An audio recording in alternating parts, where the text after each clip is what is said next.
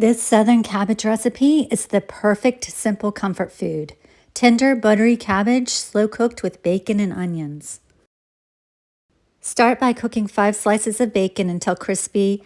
Remove and set aside. Leave 2 to 3 tablespoons of bacon grease in the pan and cook 1 cup of diced onion until soft. Add 1 head of chopped cabbage, 2 cups of chicken broth, and a 1/4 teaspoon of red pepper flakes.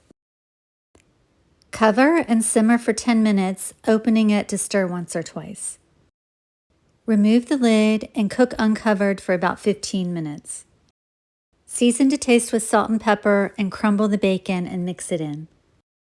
Whether you're serving it for Sunday supper, a holiday spread, or weeknight dinner, this Southern-style cabbage is both hearty and budget-friendly.